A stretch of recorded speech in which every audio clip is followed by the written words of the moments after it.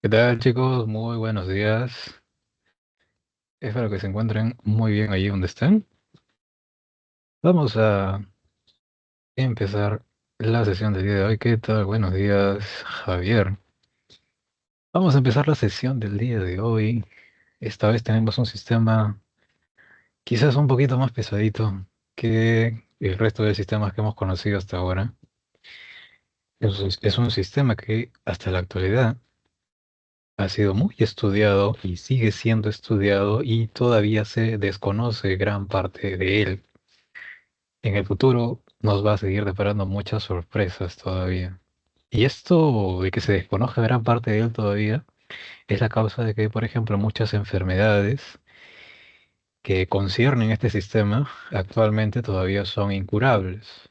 Menciónese, por ejemplo, al mal de Parkinson, al mal de Alzheimer, al mal de Alzheimer, ¿no? Por ejemplo, enfermedades que quizás en el futuro, con las grandes investigaciones que se están promoviendo actualmente, puedan ser quizás eh, curadas totalmente.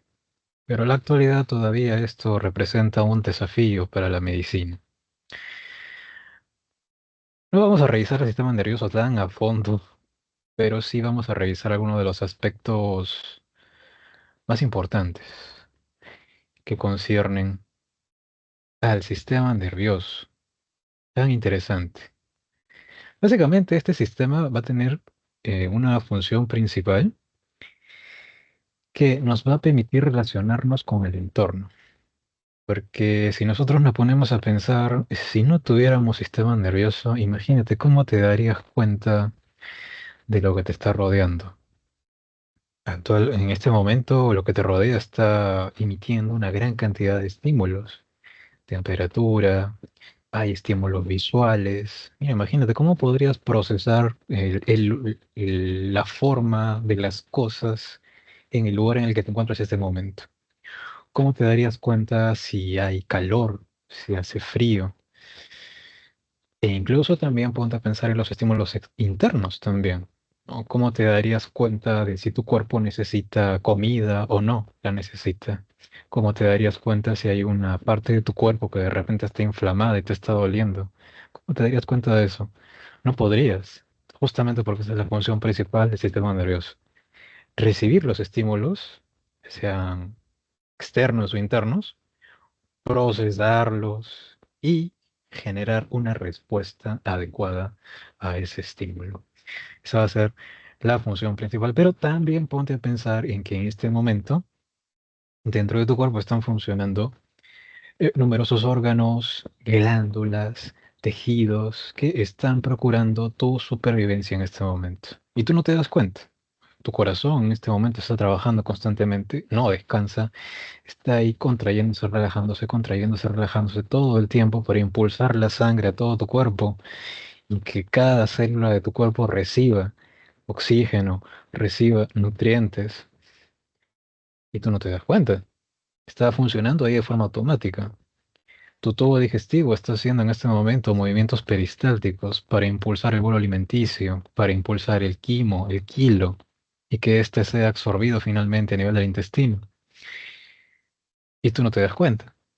Entonces, todo ese control y coordinación que sucede sobre estos órganos también es una función del sistema nervioso, ¿no? De esta manera asegura nuestra supervivencia, ¿no? Son cosas de las que no te tienes que preocupar, ¿no? Porque están funcionando ahí de manera automática. Imagínate si te tuvieras que preocupar por contraer tu corazón, por eh, realizar el intercambio gaseoso a nivel de tus pulmones. Sería muy difícil vivir, ¿verdad? Pero no, no, todo esto sucede de manera automática. Este sistema va a estar presente en mayor o menor grado de complejidad en el reino animal. Por supuesto, van a ser los invertebrados quienes presenten un sistema nervioso con menor grado de complejidad. Si lo comparamos con nosotros, por ejemplo, los mamíferos vertebrados. Es exclusivo entonces del reino animal. Solamente va a estar presente en este reino. ¿Y qué tipos de sistema nervioso vamos a encontrar? Porque como te dije, ¿no? Hay los que tienen menor grado de complejidad y hay los que tienen mayor grado de complejidad. Estos tipos son los que estás viendo aquí, el reticular o difuso también se le llama, el ganglionar segmentado, el encefálico y hay que agregarle uno que está presente en los equinodermos, que se llama el radial. También es otro tipo. Entonces, tú deberías tener en cuenta aquí cuatro tipos de sistemas nerviosos. Cada uno de ellos está presente en un diferente tipo de organismo. Pero por supuesto, no todos los animales tienen sistemas nerviosos. Nuevamente, la excepción aquí van a ser aquellos animales que tú ya conoces, que no forman tejidos, ni tampoco órganos, así que por eso ya sabes que no tienen sistemas, ¿verdad? Son los poríferos, donde están las esponjas. Ahí están.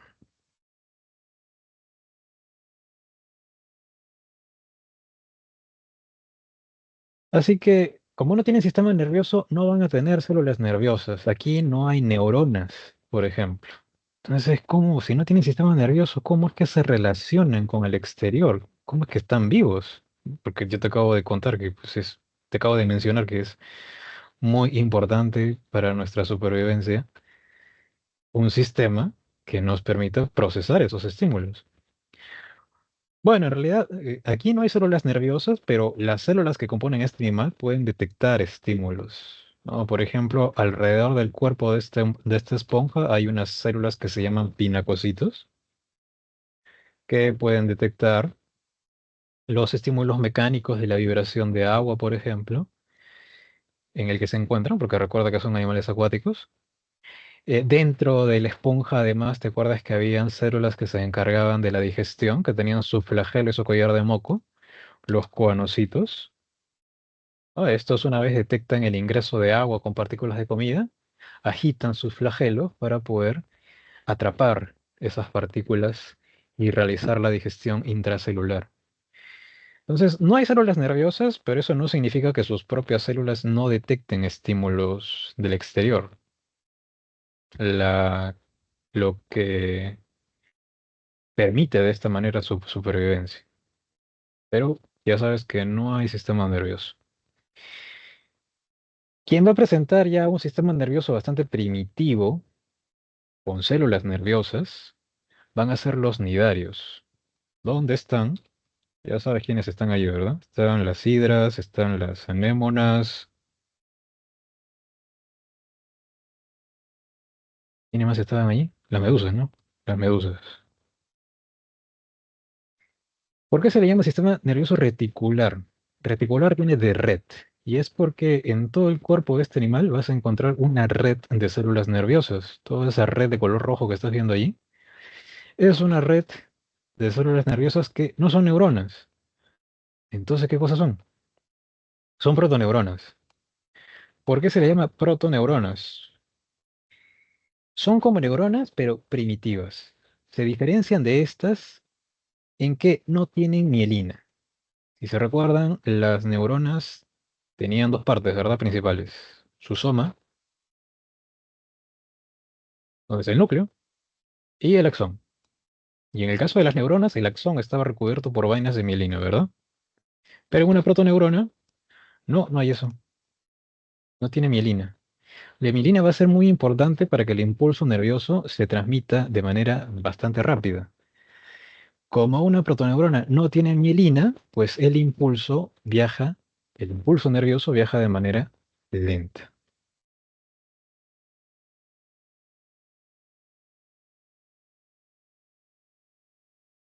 De manera lenta. Es una red entonces de protoneuronas. Y no hay un centro aquí de procesamiento de información. Como en nuestro caso, por ejemplo, nosotros tenemos un centro, una supercomputadora que es el cerebro, que procesa adecuadamente la información para generar una respuesta. Aquí no hay eso. Ni siquiera hay ganglios. Los ganglios son conjuntos de somas de neuronas. Y como son conjuntos de neuronas, ya funcionan como pequeños centros de procesamiento. Pero aquí ni siquiera hay eso. Es por eso que los estímulos que reciben estos animales, por ejemplo, si le tocas aquí un tentáculo, se transmiten de manera generalizada a todo el cuerpo. Si tú tuvieras el sistema nervioso de esta hidra, si te peñisco la mano derecha, sentirías el peñisco en todo el cuerpo. Pero eso no sucede porque tú tienes un cerebro que procesa pues que el estímulo ha sido recibido solamente en esa región del cuerpo y solamente deberías sentir el dolor en la mano derecha. Ah, pero eso no sucede con estos animales porque no hay un centro de procesamiento. Entonces, solo hay una red de protoneuronas. Pero quienes sí van a presentar ganglios, que son ya la característica del siguiente tipo de sistema nervioso, por eso se llama ganglionar, son las medusas, como esta señorita de acá. ¿No? Las medusas tienen esa forma parecida a la sombrilla, ¿no? Un paraguas. Y se sabe también que tienen muchos tentáculos, ¿no? Con los cuales pueden capturar a sus presas. Pero hay unos tentáculos más chiquitos que se encuentran en la base de justamente esta región acampanada de su cuerpo que se llama la umbrela, como la canción de Rihanna, Umbrella. Esta, estos tentaculitos chiquititos que estamos viendo aquí oscurecidos se llaman ropalios. Y son tentáculos que contienen receptores. Es importante para el sistema nervioso estar conectado a receptores, porque justamente los receptores son los que detectan los estímulos. Pueden haber mecanorreceptores que detecten estímulos de presión, termorreceptores que detecten estímulos de temperatura, quimiorreceptores que detecten moléculas químicas, nociceptores que detecten estímulos dolorosos. Pero en estos ropalios hay dos tipos de receptores. Hay un fotorreceptor y hay un mecanorreceptor, que sería el fotorreceptor es el ocelo y el mecanorreceptor es el estatocisto.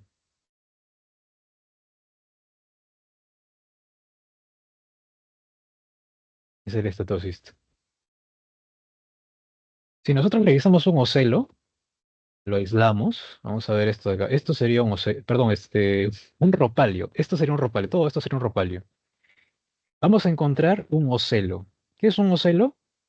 Es un ojo primitivo. No es un ojo como el de nosotros, sino que es simplemente como si en esa región de la superficie de ese ropalio hay una mancha de pigmentos, una gran cantidad de pigmentos. Como tiene pigmentos, puede detectar luz, así que por eso funciona como fotorreceptor. Eso es lo que significa ocelo, ojo primitivo.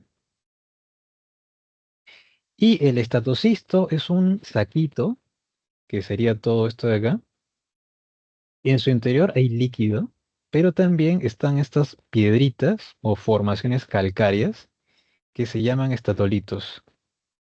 Cuando la medusa se mueve, estos estatolitos se mueven también y generan vibraciones con el líquido que está circundante.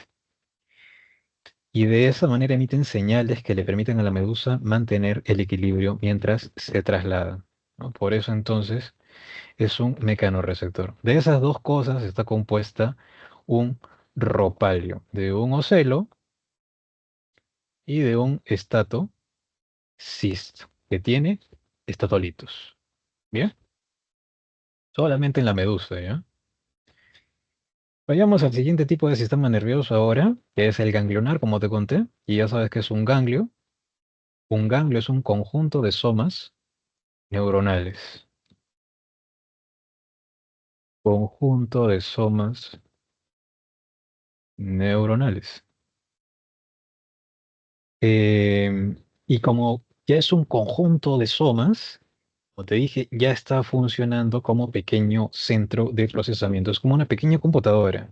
No tiene la envergadura de un cerebro como el de nosotros, pero ya está recibiendo estímulos, está procesándolos y permite generar respuestas. Pequeña, a menor escala, por supuesto, ¿no? Pequeños centros de procesamiento de la información. Este está presente en invertebrados como lo son los platihelmintes, donde ya sabes quién está, la famosa planaria, ¿verdad? En la planaria vamos a encontrar en la parte anterior de este gusano un par de ganglios cefálicos. Esos son los cerebritos, entre comillas. Y de cada ganglio sale un cordón nervioso longitudinal. Tenemos dos entonces, ¿ah? Y esos cordones longitudinales a su vez están unidos por cordones transversales. Tiene la apariencia de una escalera, ¿verdad? Así que por eso también a este tipo de sistema nervioso se le llama escaleriforme. Una característica también de estos animalitos es que poseen simetría bilateral. ¿Qué es la simetría? Es la propiedad que tienen algunos animales de poder ser divididos en dos partes iguales utilizando un plano. Por ejemplo, nosotros, al igual que este cabrito que está aquí, tenemos simetría bilateral, porque hay un solo plano que puede dividir nuestro cuerpo en dos partes iguales, una mitad derecha, bueno, esta es la izquierda del cabrito, y una mitad izquierda y una mitad derecha. Lo mismo pasa contigo, ¿no? También, si un plano va desde la parte superior de tu cabeza hasta abajo, también, mitad derecha, mitad izquierda. Hay otros animales que más bien son asimétricos, como las esponjas, por ejemplo, que tienen estas formas, que por más que tú le busques un plano, así, no hay dos partes iguales. Por acá, tampoco hay dos partes iguales. Por acá, no, tampoco hay dos partes iguales. No hay un plano que permita dividirlos en dos partes iguales, así que por eso se les llama asimétricos. Hay otros más bien que pueden ser divididos en dos partes iguales por más de un plano. Por ejemplo, esta anémona, que es unidaria. Si utilizo este plano, tengo dos partes iguales. Este de acá también permite hacer lo mismo. Y acá también permite obtener dos partes iguales. Y así puedo seguir. Este plano de acá también. También. Y así. Ya hay más de un plano. Eso se le llama simetría radial. Entonces, esta simetría bilateral es la misma que presenta este animalito, que es la planaria. Justamente acá vamos a colocar un plano.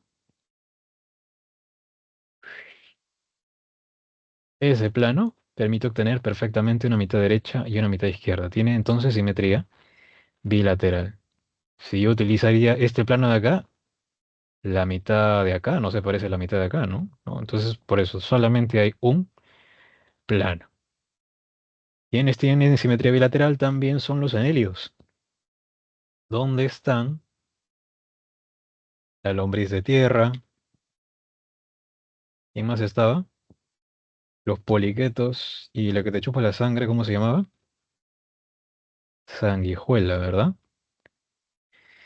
Estos animales, por si acaso te lo repito de nuevo, va a ser la penúltima vez que lo mencione porque la siguiente la vamos a tocar en el reino animal dentro de algunas semanas.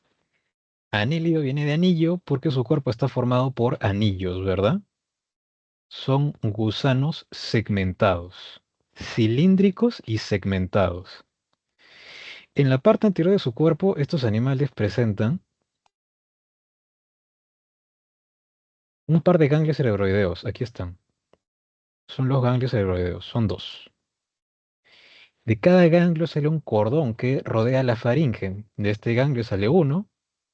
Por aquí hay otro ganglio. Debería salir otro cordón que rodee la faringe y se unan en la parte ventral, formando un par de ganglios. Desde esa unión se forma un doble cordón nervioso que recorre ventralmente el cuerpo del animal. Y por cada segmento vamos a encontrar un par de ganglios. Y de esos ganglios, a su vez, salen nervios aferentes que recogen estímulos y eferentes que más bien eh, accionan músculos, promueven respuestas. Entonces, esa es la característica entonces de los anélidos, ¿ya? Tienen un doble cordón nervioso ventral con pares de ganglios por cada segmento, no están fusionados, y nervios laterales que salen de esos ganglios, que pueden ser Aferentes o eferentes. Ya tenemos ahí esa propiedad en estos gusanos.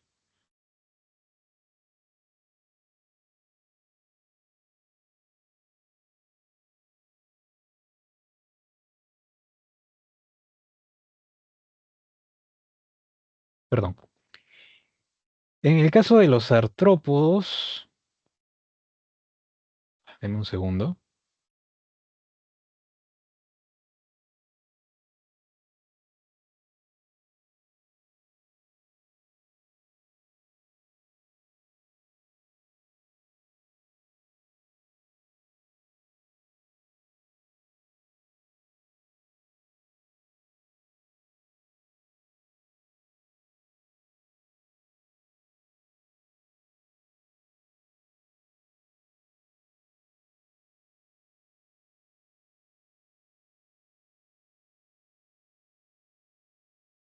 ya.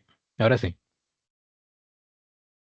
En el caso de los artrópodos, donde están, por ejemplo, los insectos, están los arácnidos, están también los mil pies, están los 100 pies. Pero aquí solamente vamos a hablar de los insectos, ¿ya?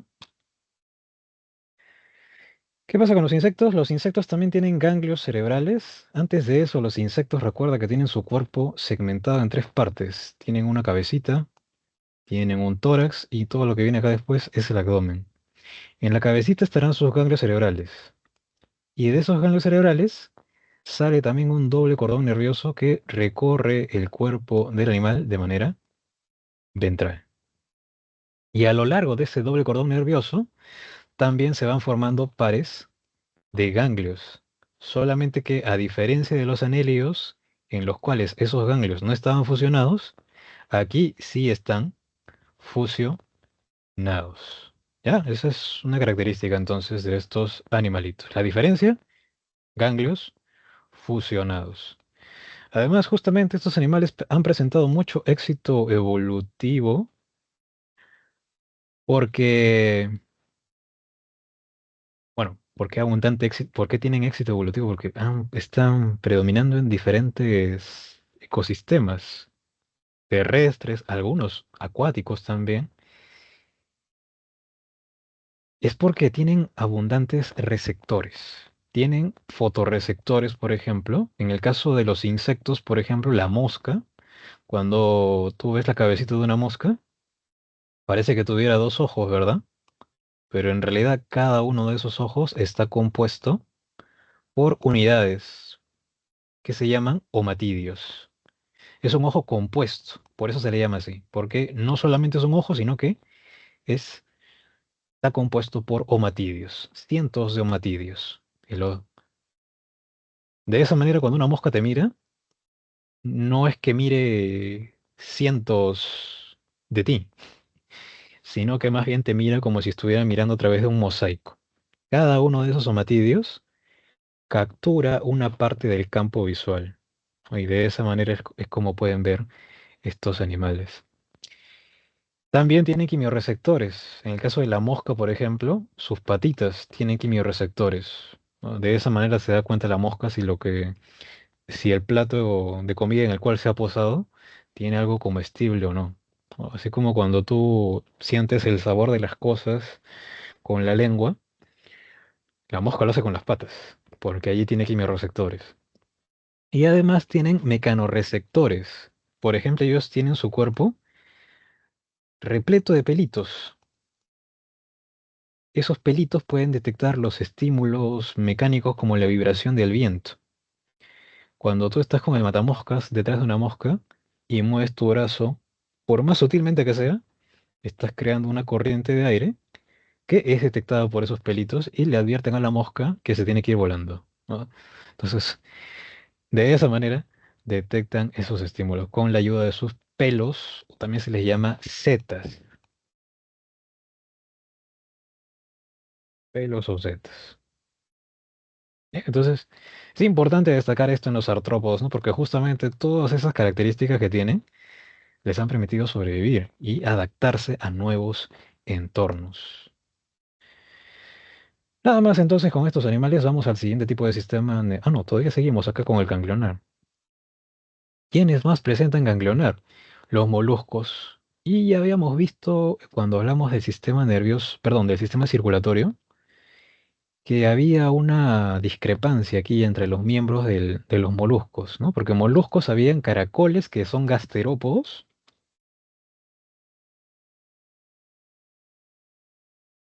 y también están los bivalvos, donde está, por ejemplo, la almeja, está el choro, la concha de abanico. Ellos son bivalvos. Estos dos, los gasterópodos y los bivalvos, tenían sistema circulatorio abierto, ¿verdad? A diferencia de sus primos cefalópodos, donde estaba el pulpo o el calamar, ahí que está representado, las sepias, ellos tenían sistema circulatorio cerrado, ¿no? Aquí, hablando del sistema nervioso, también hay una discrepancia entre estos dos, ya que los gasterópodos y bivalvos presentan tres pares de ganglios. ¿Cuál es el primer par? El primer par es el par de ganglios cerebroideos. El segundo par, el par de ganglios pedales. Y el tercer par, el de ganglios viscerales. Cada uno está especializado en una determinada función. Por ejemplo, el cerebroideo procesa los estímulos que vienen de los receptores. Cualquiera que ha visto un caracol ha visto que tiene dos pares de tentáculos en la parte anterior, ¿verdad? Dos más chiquitos que están en la base y dos más grandes que están en la parte superior. Los más chiquitos son tentáculos táctiles, son mecanorreceptores. Le permiten al caracol detectar la superficie sobre la cual se está arrastrando. Los tentáculos superiores más bien son ojos vesiculares. Sí, son ojos, efectivamente. Se pueden meter dentro del cuerpo. Por lo tanto, son fotorreceptores, ¿no? Detectan estímulos luminosos y le permiten observar al caracol. Y también tienen quimiorreceptores. Aquí en la parte dorsal tienen una membranita que se llama el osfradio, que detecta moléculas químicas provenientes del alimento o de otros caracoles quizás, ¿no? Feromonas de repente que son detectadas por esas células que están en el osfradio. Quimio-receptor, entonces, por eso. Es como si allí tuvieran la nariz, por ejemplo. Segundo par, el par de ganglios pedales acciona los músculos del pie, que es toda esta región sobre la cual el caracol se va arrastrando. Y el tercer par de ganglios viscerales acciona los músculos de las vísceras, del tubo digestivo, y del manto, que es la estructura que va a generar la concha de estos animales. O sea, ahí están los tres pares de ganglios. Más bien los cefalópodos, como este calamarcito, también tienen ganglios, pero sus ganglios son muy desarrollados, muy complejos. Están tan desarrollados que algunos declaran que en realidad no tienen solamente un cerebro, tienen más de un cerebro. Porque no solamente el ganglio cerebral es llamado cerebro, sino también los otros ganglios, los que se encuentran, lo que se denomina el ganglio pedal, y los ganglios viscerales también exhiben un grado de complejidad bastante grande. Y es por eso que estos animales son bastante veloces, son depredadores formidables, pueden camuflarse con el entorno, como lo hacen los pulpos, por ejemplo, pueden evadir a sus depredadores expulsando chorros de tinta, están muy adaptados. Esas características que tienen su fundamento en que su sistema nervioso está bastante desarrollado. Entonces, esa es la característica de estos animales. Ganglios muy complejos y desarrollados. Se les llama cerebros. Pero no es un cerebro como el de nosotros. Es un cerebro que ha seguido otra ruta evolutiva, pero que estamos viendo que le proporciona todas estas características a estos animales. Incluso les permite escapar de laberintos. Hay experimentos en los que se ha colocado pulpos en laberintos y al final del laberinto le ponen, no sé, una presa. El pulpo no sé cómo hace, pero se va arrastrando así hasta que encuentra la salida y encuentra la presa y se la come. ¿Cómo ha podido resolver? para escapar del laberinto, porque su sistema nervioso le ha permitido detectar quizás los estímulos químicos de la presa y en base a ello ir caminando, bueno, ir arrastrándose, mejor dicho, hasta poder escapar del laberinto. Son animales entonces muy impresionantes estos moluscos cefalópodos. El tercer tipo de sistema nervioso es el sistema nervioso radial. En el sistema nervioso radial vamos a encontrar que está presente en los equinodermos. Y ya sabes quiénes son los equinodermos, ¿verdad? Está la estrella de mar, está el erizo de mar, está la galleta de mar, está el sol de mar, hay un montón de cosas de mar. Pero los más resaltantes son el erizo y la estrella de mar, que en este caso está representada aquí y nos ayuda a entender cómo está conformado este sistema nervioso radial. Hay un anillo nervioso que rodea el esófago. Por eso se le llama anillo nervioso periesofágico. Y de ese anillo salen nervios que se dirigen hacia cada brazo. Como tiene 5 brazos en este caso, pues habrán 5 nervios que se llaman radiales. Son los componentes de este sistema nervioso radial. Que a su vez también tiene pequeñas ramificaciones, ¿no? Pero los principales son esos nervios radiales. Lo mismo observamos también en un erizo de mar, que si bien no tiene brazos, de igual manera también estamos observando el anillo y los nervios radiales que se dirigen hacia partes de su cuerpo. La conformación más sencilla que podemos tener de este tercer tipo de sistema nervioso. Y finalmente abandonamos estos sistemas menos complejos y llegamos a uno que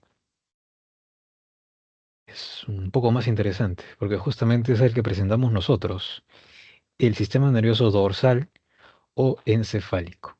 Este está presente en vertebrados, solamente en vertebrados. Lo vas a encontrar en los peces, en los anfibios, en los reptiles, en las aves y los mamíferos, por supuesto, ¿no? Como nosotros. ¿De qué está conformado este sistema? Va a presentar dos partes principales, el encéfalo y la médula espinal.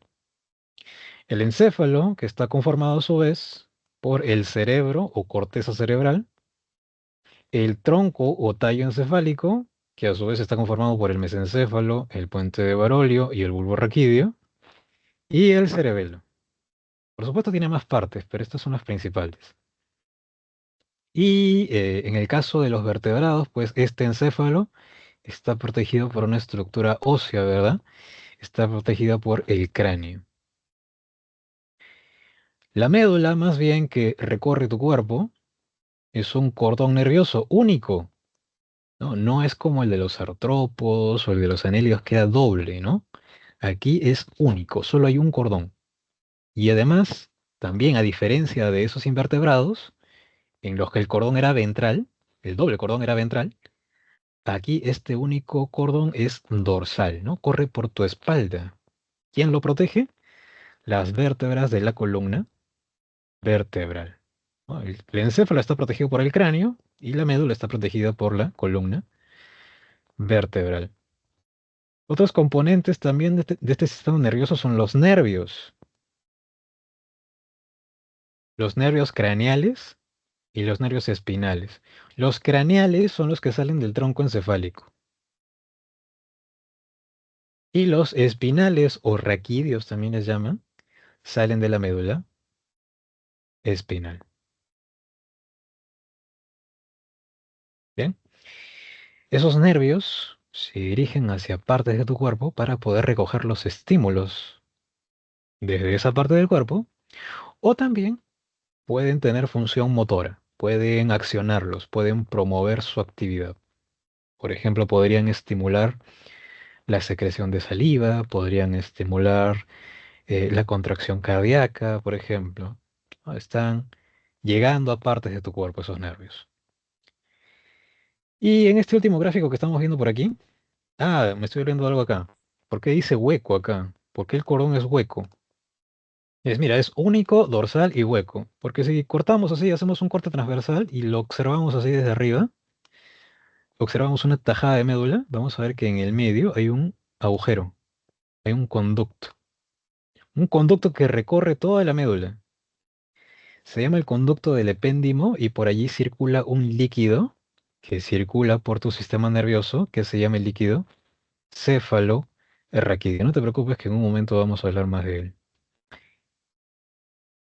En este último gráfico que estamos viendo acá, estamos viendo cómo trabaja pues efectivamente el sistema nervioso en asociación con el endocrino. Los estímulos van a ser detectados por órganos receptores. Por ejemplo, en la piel que tenemos abundantes receptores, mecanoreceptores, termorreceptores. O, por ejemplo, termorreceptores que detecten el aumento de temperatura, que detecten el calor. Ese estímulo va a ser llevado al nervioso, que en conjunto con el endocrino van a generar una respuesta, ¿no? Después del procesamiento que sucede aquí, se va a generar una respuesta. Y esa respuesta va a consistir, ¿no? De repente en accionar a las glándulas sudoríparas. ¿No? ¿Para qué? Para que produzcan sudor y de esa manera refresquen tu piel. ¿No? Entonces, el circuito más sencillo que podríamos tener para observar cómo funciona el sistema nervioso y el en asociación con el endocrino, ¿no? Porque ya vimos la semana pasada que el sistema nervioso está comunicado con el endocrino, ¿no? Ya que el hipotálamo era una parte del nervioso que a su vez está conectado con la glándula hipófisis, que era parte más bien del endocrino. Vamos a hablar ahora entonces de este sistema nervioso humano, ¿no? Que es este es el que presentamos, pues, ¿no? El sistema nervioso dorsal o encefálico. Pero antes de eso, esta lámina de acá la vamos a dejar para después porque todavía tenemos que hablar de las características de la médula. Vamos a venir por acá. Vamos a hablar ahora del impulso nervioso.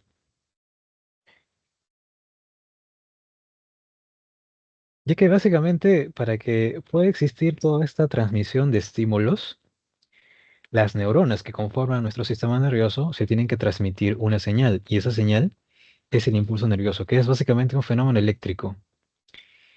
Es, por así decirlo, corriente eléctrica que está fluyendo a través de tus células nerviosas. ¿Cómo es que se produce esa transmisión del impulso nervioso? Bueno, lo podemos observar por aquí, mira. En este primer caso que tenemos acá, si te la presentan así, tú podrías decir que esto es una neurona, esta célula nerviosa que estamos viendo acá, ¿es una neurona o no lo es? Si te la presentan así.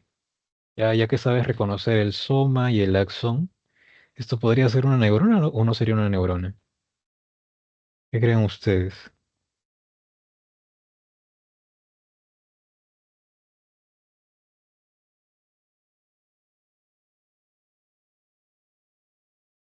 Sí, ¿Sí es una neurona? Bueno, y Luis también dice que sí. Miren, este sería el soma, ¿verdad? Porque en el soma está el núcleo y aquí está el núcleo. Y estas serían las dendritas, ¿verdad? Y todo esto sería el axón.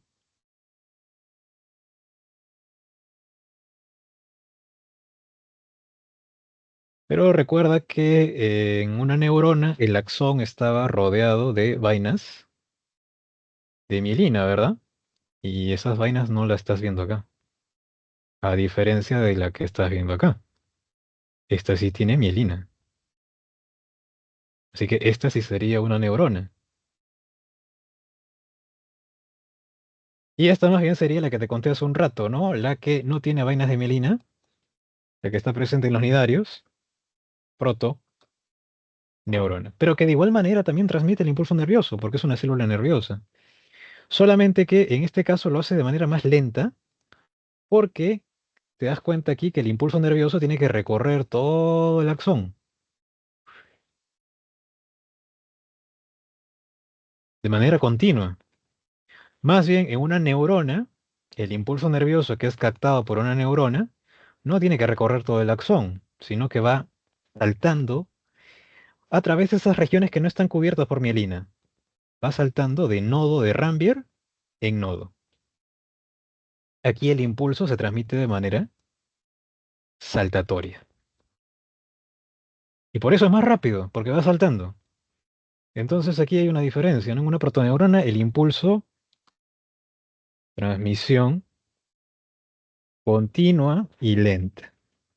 En cambio, acá en una neurona, la transmisión es saltatoria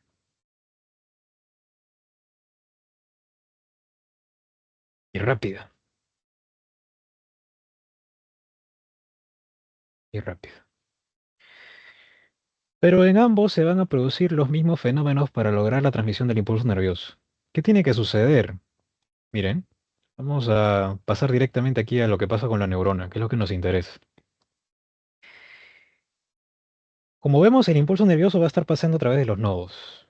O sea, un nodo puede estar, al- por un nodo puede estar pasando el impulso nervioso o puede no estar pasando el impulso nervioso. ¿Qué sucede cuando no está pasando el impulso nervioso? Lo vemos por acá. Este es un nodo que está en reposo. Por allí no está pasando ningún impulso nervioso. ¿Y qué vemos? Que la membrana del axón está polarizada. Porque dentro, en la parte interna de la membrana, hay carga negativa. Y en la parte externa hay carga positiva, ¿no? Por aquí también, negativo interno y positivo externo.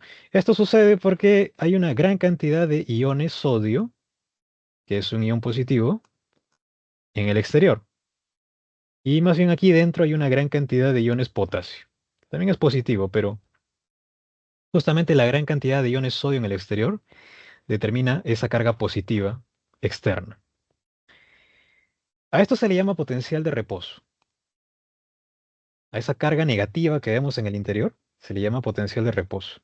Y como es corriente eléctrica que se puede medir, es de aproximadamente de menos 70 milivoltios. No hay impulso nervioso acá. ¿Ok? ¿Qué pasa cuando llega el impulso nervioso? Por ejemplo, en este nodo. Aquí ya llegó el impulso, por eso está ahí de color rojo, señalado. Se van a activar unas proteínas que están en la membrana del axón, que se llaman canales dependientes de voltaje. O sea, van a depender del impulso nervioso que está llegando allí. Cuando llegue el impulso, esos canales se abren y son canales de sodio. Van a permitir que el sodio que está en el exterior ingrese en gran cantidad a ese nodo, a esa región del nodo. Como el sodio es un ion positivo, al ingresar y aumentar su concentración aquí dentro, que va a causar que si teníamos menos 70 aquí en reposo, mientras va ingresando sodio, la carga va a ir aumentando. Menos 60, menos 50, menos 40, menos 30, menos 20, menos 10, 0, y va a seguir subiendo. Puede llegar a 10, 20, 30, 40, 50, puede llegar hasta 50 milivoltios. Y por eso es que ahora observamos una inversión. Ahora dentro es positivo y afuera es negativo. A esto se le llama potencial de acción y como te digo puede ser de hasta 50 milivoltios aproximadamente. Potencial de acción, 50 milivoltios. A esto se le llama despolarización. Vamos a ponerlo por acá ya. Pues justo acá estaba, ¿no? Pero, bueno, vamos a borrar esto. Ahí está. A esto se le llama despolarización, porque si bien en reposo estaba polarizada, ¿verdad? A esto le vamos a llamar acá, vamos a poner acá, polarización. Acá se le llama despolarización, porque va a haber un momento en el que no haya ni carga positiva ni carga negativa, ¿no? Que es cuando llega a cero, ¿no? Menos 20, menos 10, cero. Y ahí se ha despolarizado, pero continúa aumentando la carga positiva hasta llegar a aproximadamente 50 milivoltios, característico de potencial de acción. Ahora, el impulso nervioso no se va a quedar ahí en ese nodo, tiene que saltar al otro nodo, ¿verdad?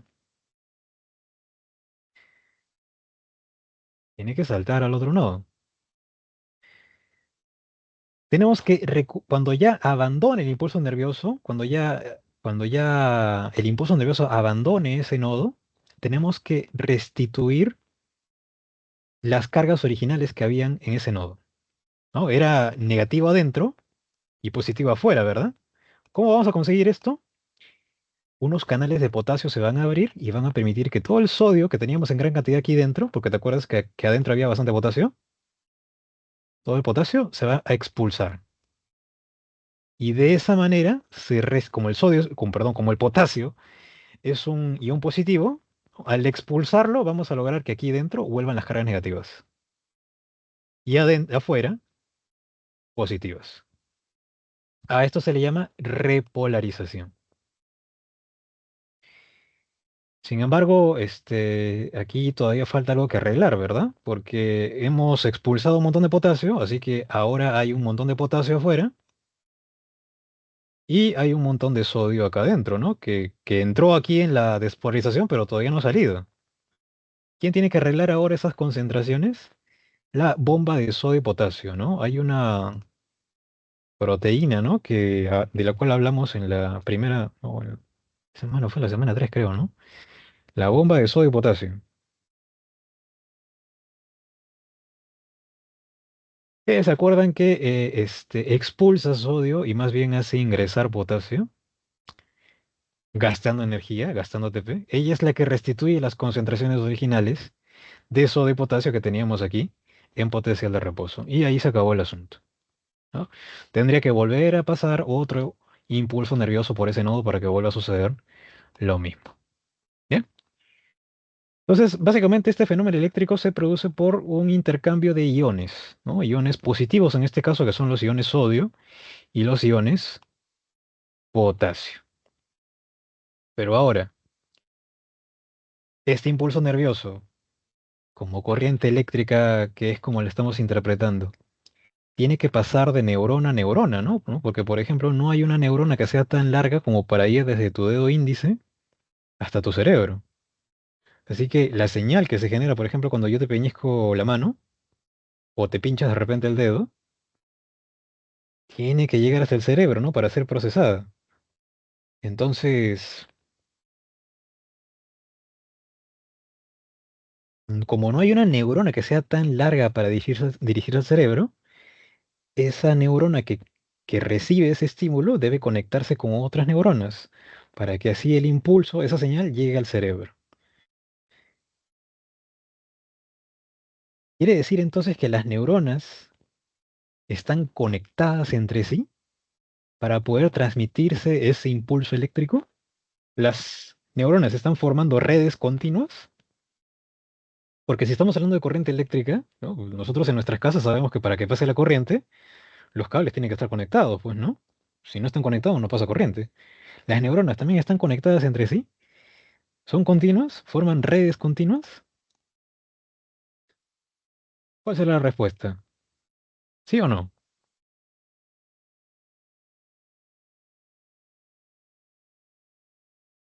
¿Son o no son continuas?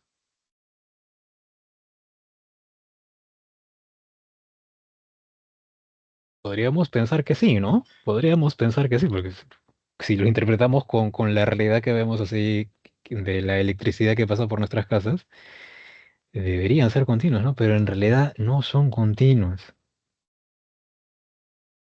No hay continuidad. Si se dan cuenta por aquí, por ejemplo, hay una neurona que viene trayendo el impulso nervioso y se lo va a pasar a esta otra neurona que está por acá, pero hay un espacio que la separa.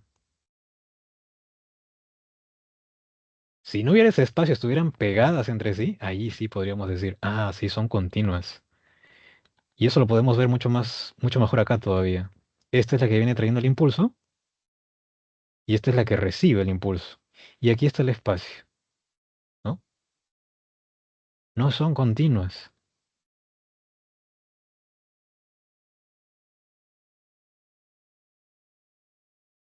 solo hay contigüidad. Quiere decir que están adyacentes, están quizás juntas las unas a las otras, pero de ninguna manera están formando una red continua. Hay un espacio que las separa. Entonces, ¿cómo es que se pasan el impulso si no son continuas, si no están unidas? La respuesta está en el uso de unas moléculas muy interesantes que se llaman neurotransmisores. Mira, cuando el impulso nervioso llega aquí a esta región terminal del axón, causa que unos canales que se encuentran en la membrana, canales de calcio, se abran y permitan el ingreso de calcio. Al ingresar un montón de calcio aquí, eso origina que unas vesículas, ¿no? Estas bolsitas que estás viendo tú acá, que están repletas de esas moléculas llamadas neurotransmisores, vengan por aquí, se acerquen a la membrana y se fusionen con ella, liberando los neurotransmisores al espacio sináptico, que es ese espacio que separa ambas neuronas. Esos neurotransmisores ahora se unen a receptores que están en la membrana de la neurona que va a recibir ese impulso. ¿Y eso qué origina? Que se abran los canales de sodio en esta neurona que está recibiendo esos neurotransmisores. Se abren los canales de sodio y tú ya sabes qué pasa cuando ingresa sodio, ¿verdad? En reposo acá adentro era negativo y afuera era positivo, pero ahora que va a ingresar bastante sodio, se despolariza. Ahora se va a volver positivo y negativo por aquí. Se va a generar un nuevo potencial de acción. De esta manera no ha sido necesario que las neuronas estén formando una red continua, sino contigua, y gracias al uso de neurotransmisores se pueden pasar el impulso nervioso de una a otra. La neurona que viene trayendo el impulso nervioso se llama neurona presináptica, y la que va a generar el nuevo impulso nervioso se llama la neurona postsináptica. Entonces, eso es lo que sucede, nada más. El neurotransmisor más conocido que seguramente habrán escuchado alguna vez en su vida es el acetilcolina. Ejemplos de neurotransmisores. Transmisores. La acetilcolina, pero también está, por ejemplo, el GABA, está también el glutamat, perdón, la dopamina,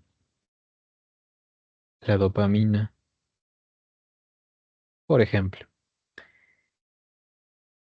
están interviniendo en lo que se llama la sinapsis, ¿no? Que es justamente este proceso de comunicación que permite la transmisión del impulso nervioso, la sinapsis nerviosa.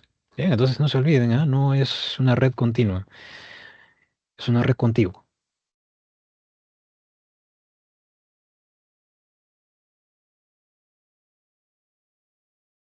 Ahora sí vamos a entrar a hablar entonces del sistema nervioso humano. Vamos a ver qué partes componen a este complejo sistema. Dame un segundito.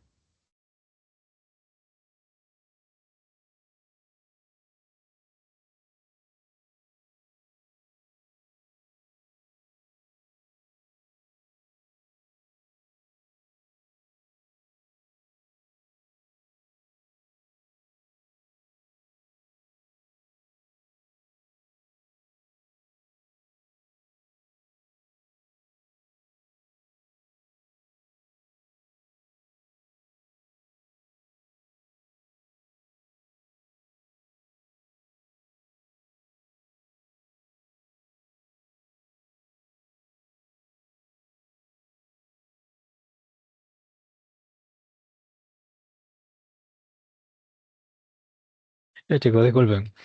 Ya chicos, vamos a tener dos puntos de vista para estudiar el sistema nervioso. El punto de vista anatómico y el punto de vista funcional.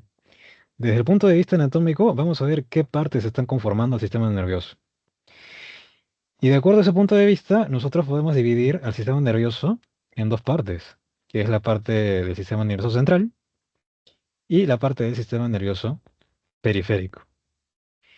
Este sistema nervioso central estará conformado por lo que es el encéfalo y la médula espinal.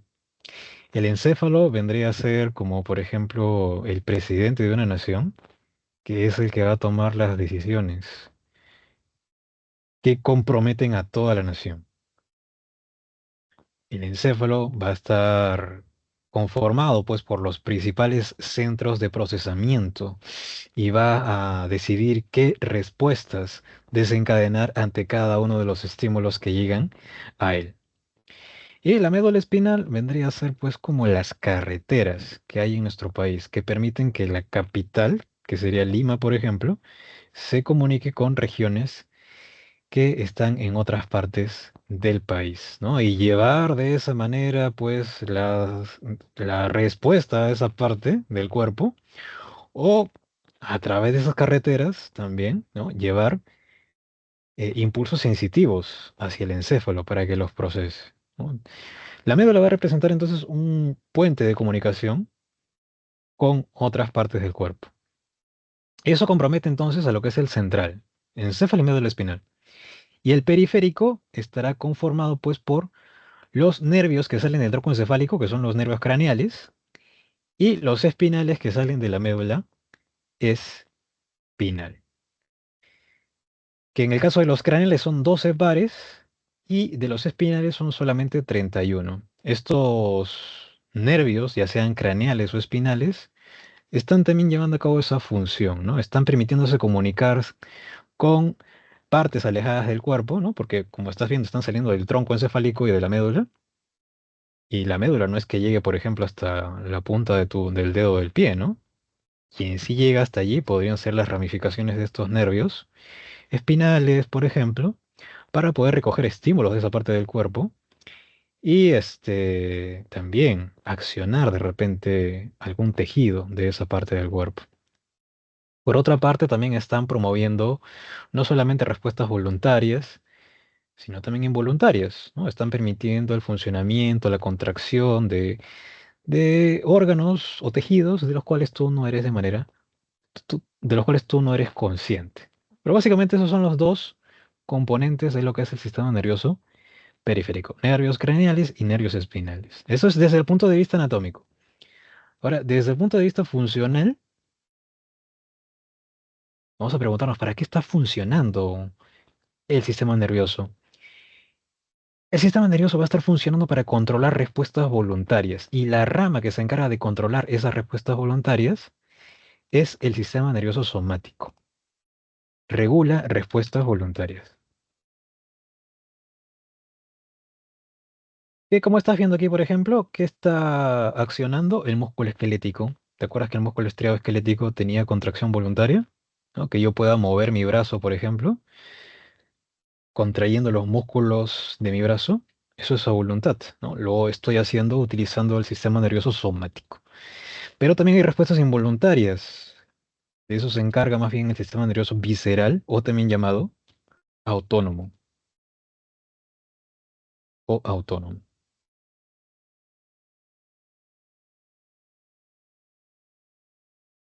Que como estás viendo ahí, por ejemplo, está accionando el músculo liso de la pared de tu intestino, por ejemplo, para hacer movimientos peristálticos, el miocardio para activar la contracción de tu corazón, o glándulas, ¿no? Salivales, sudoríparas, todo aquello de lo que no eres consciente.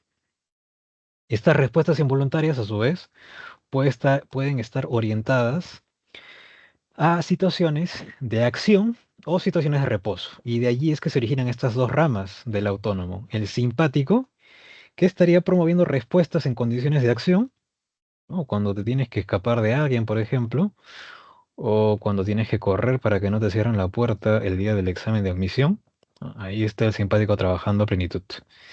Y más bien en condiciones de reposo, como por ejemplo en estos momentos que estás sentado, estás tranquilo, relajado, la, eh, el promover ese estado de equilibrio, de reposo, es más bien tarea del sistema parasimpático.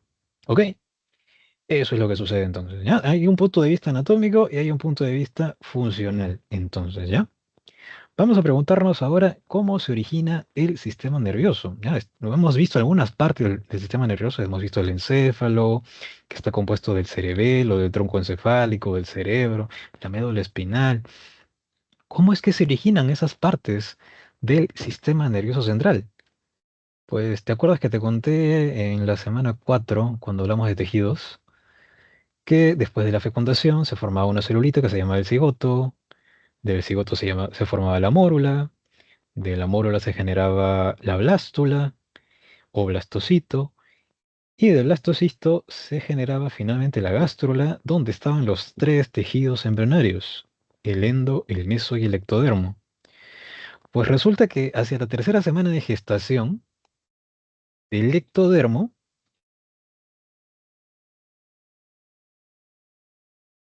se genera una estructura que se llama el tubo neural.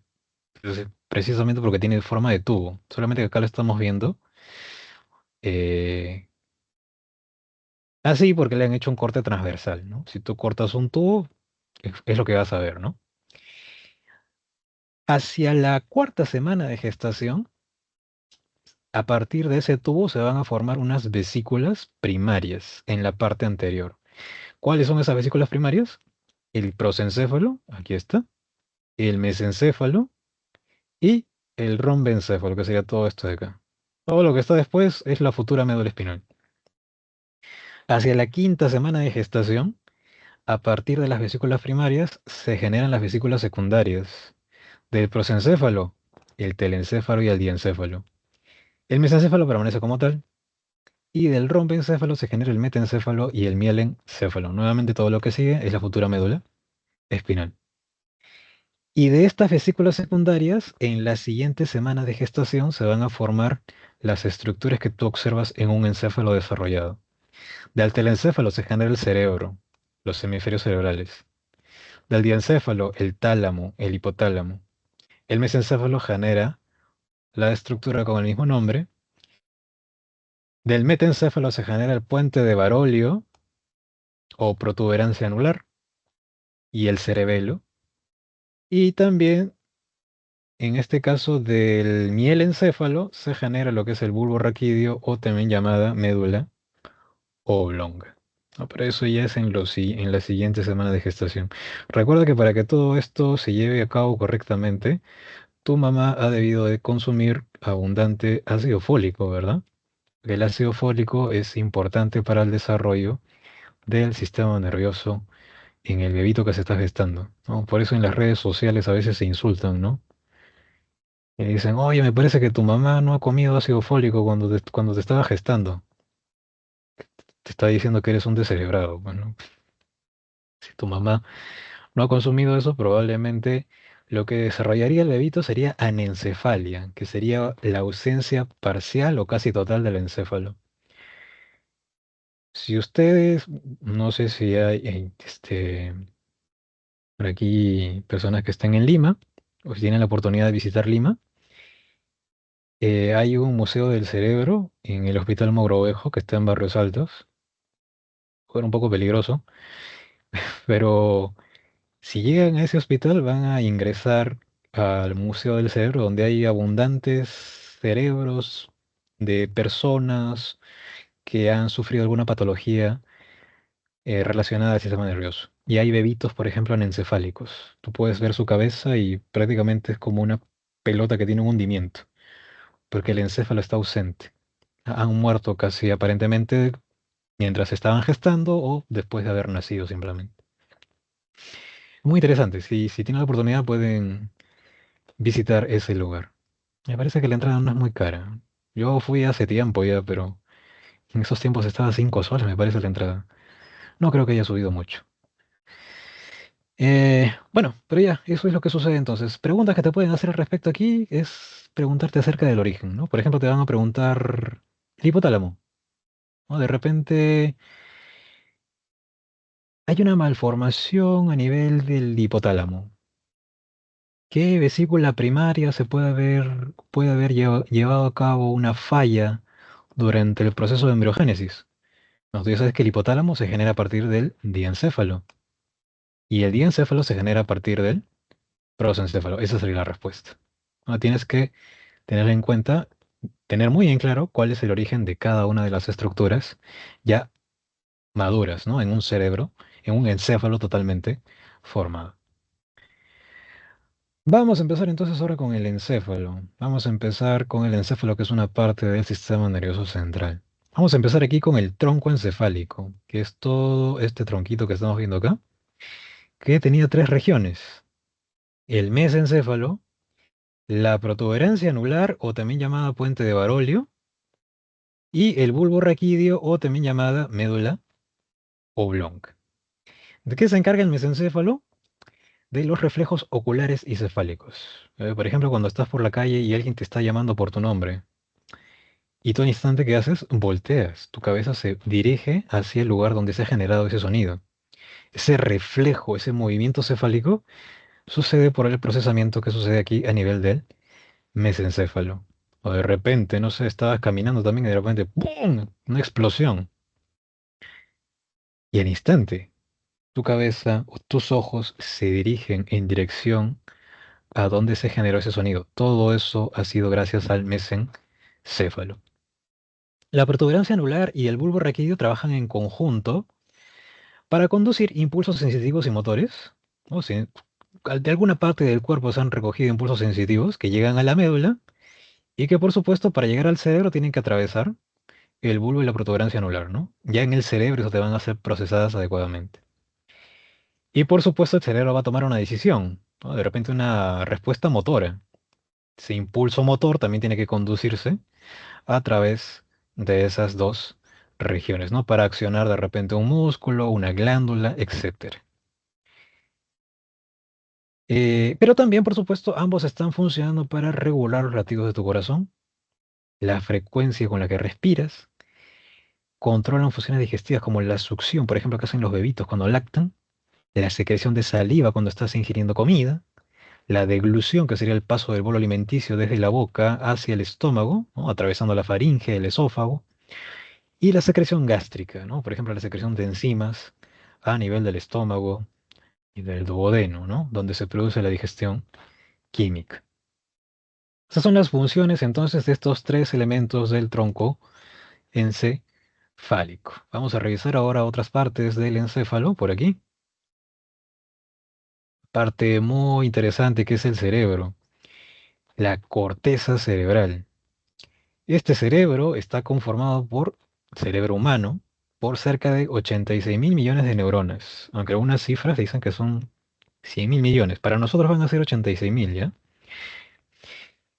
Estas neuronas ya no se regeneran, recuerda, ¿no? Una vez que las pierdes, de repente por un golpe muy fuerte o de repente por haber consumido una sustancia tóxica, se pierden y ya las perdiste para siempre.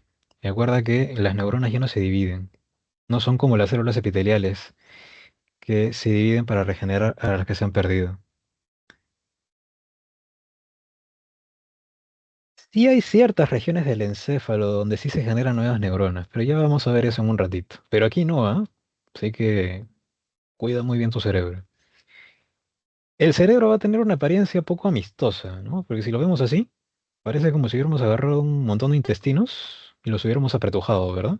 Tiene como hendiduras que son menos y más profundas y algunas proyecciones, ¿no? Que parecen esos intestinos. Estas hendiduras menos profundas, esos caminitos que tú estás viendo por ahí, así, se llaman surcos. Son de menor profundidad. Los que tienen mayor profundidad son las cisuras, que son tres. La cisura de Rolando, vamos a ponerlo con otro color mejor, ¿ya?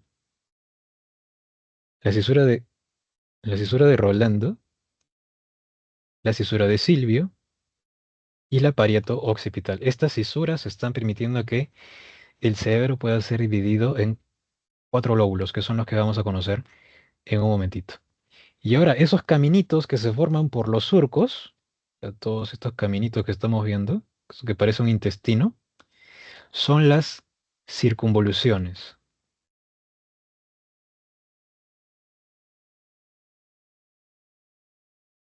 Circunvoluciones. De hecho, el cerebro está dividido en dos hemisferios, que a su vez están comunicados por una serie de nervios que conforman lo que se llama el cuerpo calloso. Hay un hemisferio derecho y hay un hemisferio izquierdo. Cada hemisferio está controlando una parte, la parte opuesta del cuerpo. Por eso es que acá el izquierdo estaría controlando la mano derecha y el hemisferio derecho estaría controlando la mano izquierda.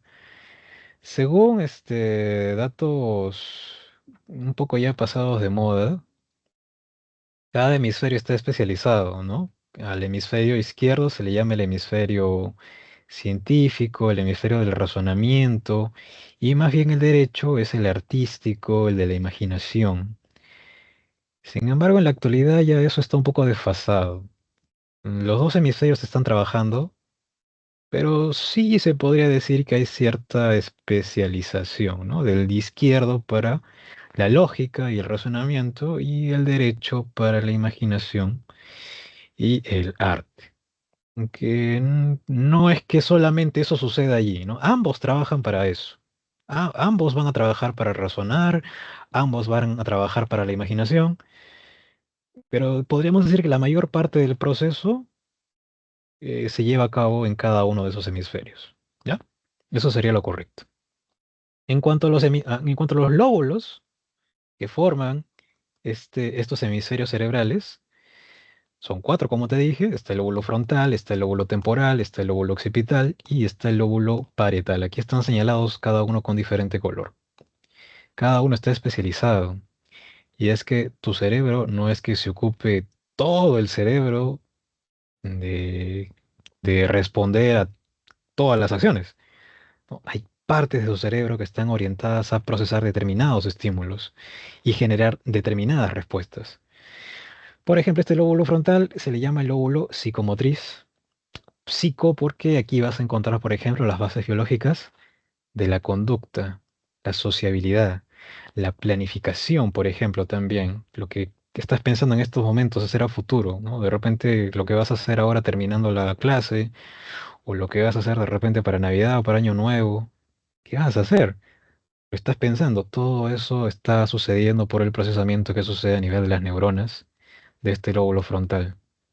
Seguramente han escuchado del caso de este famoso personaje de la neurociencia llamado Phineas Gage.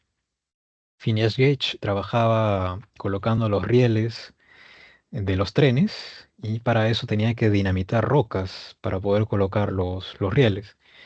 Y para colocar la dinamita y empujarla así en un hueco, utilizaba unas varas de metal delgado. Solamente que una vez empujó tan fuerte que seguramente generó una chispita que activó la dinamita, explotó la dinamita y la vara de metal le atravesó la cara, atravesándole el lóbulo frontal. Y después de sufrir ese accidente, sobrevivió asombrosamente, cambió radicalmente su comportamiento. A diferencia de antes, que era una persona muy sociable, muy trabajadora, se volvió muy arisco, muy huraño y abandonó el trabajo. Entonces ahí se puede ver, ¿no? Cómo el lóbulo frontal está implicado en en ese tipo de procesos. Y la parte motriz es porque aquí, por ejemplo, se encuentra el área de Broca, que es el centro de la coordinación de la palabra hablada, que yo puedo estar coordinando en este momento los músculos de mi lengua, de mi boca, para poder hablar, sucede por el procesamiento que se da allí a nivel del área de Broca. Asimismo, que tú puedas coordinar los músculos de tus dedos, de tu mano, para poder escribir, es porque aquí también en el lóbulo frontal está el centro coordinador de la escritura, el llamado centro de Exner.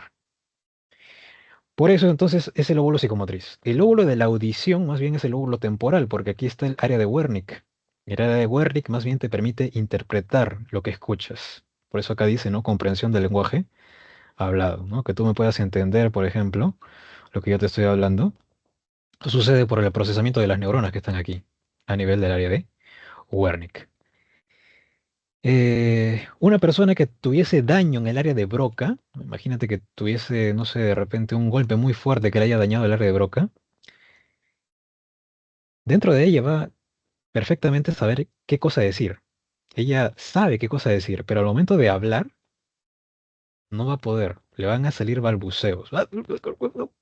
no va a poder hacerlo, porque justamente no puede coordinar los músculos de la boca y de la lengua para poder hablar. Eso es lo que se llama afasia de Brock. Y también existe una afasia de Wernicke, que justamente pues consistirá también en una dificultad para poder entender el lenguaje, lo que te está diciendo otra persona, ¿no? El lóbulo occipital es el lóbulo de la visión. Aquí se interpreta los estímulos que recoge con la vista. Eh, si este lóbulo sufriese daño, podrías tener defectos para poder ver también. Hay personas que, por ejemplo, van al doctor y dicen, pues, no, oye, doctor, pero yo veo muy bien, yo veo perfectamente. Y se paran y empiezan a caminar y se chocan con la mesa, se chocan con la pared, se chocan con el doctor. No están viendo bien. Y les revisan los ojos. Los ojos están en perfecto estado. Los ojos ven bien. Pero de repente les hacen otro examen y les detectan, no sé, de repente un tumor aquí a la altura del lóbulo occipital. Efectivamente, el señor ve bien, sus ojos están bien, recogen los estímulos correctamente, pero es necesario que esos estímulos sean procesados. Y como el tumor está dañando aquí el lóbulo occipital, ese procesamiento no se lleva adecuadamente y es por eso que el señor se choca con las cosas, porque no está procesándolos correctamente, ¿no? Efectos en la visión no solamente son por eh, anomalías en los ojos, sino también por posiblemente daño a nivel del lóbulo occipital. En el caso del lóbulo parietal, este es el lóbulo del tacto. Aquí se van a llevar toda la información que se recoge con el tacto. Estímulos mecánicos, de presión, estímulos de temperatura, estímulos dolorosos. Todo eso se lleva aquí también para ser procesado adecuadamente y generar una respuesta. Bien, entonces cada lóbulo está ahí bien especializado. Y lo último aquí que casi me olvido, esos 86 mil millones de neuronas tienen soma y tienen axones. Los somas de esos 86 mil millones de neuronas están conformando la sustancia gris, que tiene localización externa. O sea, externamente vas a encontrar los somas de esos millones de neuronas. E internamente está la sustancia blanca que está conformada por los axones de esas 86 mil millones de neuronas. Esa es la localización que tiene la famosa sustancia gris y sustancia blanca. Recuérdala porque en el caso de la médula espinal se invierten esas posiciones. Ya hablamos del tronco o tallo encefálico.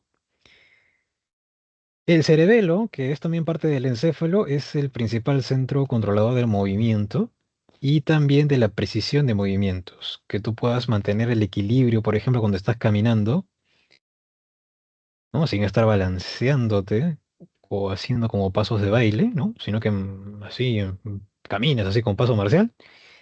Ese equilibrio es por el procesamiento que sucede aquí a nivel del cerebelo.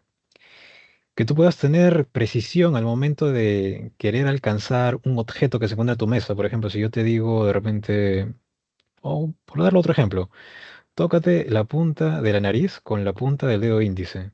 Sí, perfectamente. Al primer intento lo vas a poder hacer. Esa precisión, ese cálculo del movimiento que has tenido que hacer con la mano para poder alcanzar la nariz es por el procesamiento que sucede a nivel del cerebelo. Si hubiesen fallos a nivel del cerebelo, se podría ocasionar lo que se llama dismetría cerebelosa. En esa condición,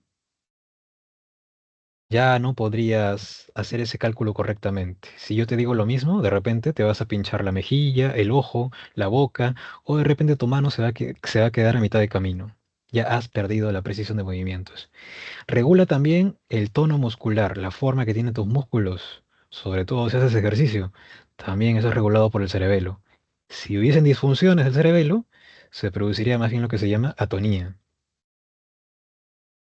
que se revelaría como flacidez muscular. Del hipotálamo ya no vamos a hablar porque ya lo conoces, ¿verdad? Ya te acuerdas que tenías que imaginarte que eras un animalito salvaje. El hipotálamo regula la sed, el hambre, el sueño, la temperatura, la presión, el impulso sexual también. Y el tálamo, que justamente está por encima del hipotálamo, ¿no? Por eso el hipotálamo se llama así, ¿no? Porque está por debajo del tálamo.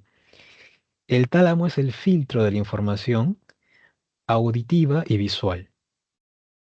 Si, por ejemplo, en este momento tú estás de repente, no sé, en una habitación que da a la calle, deben haber de repente muchos estímulos auditivos. Hay gente que está pasando, de repente está pasando un vendedor de frutas, de repente tus padres están hablando en una habitación contigua, yo te estoy hablando, alguien está escuchando música por ahí.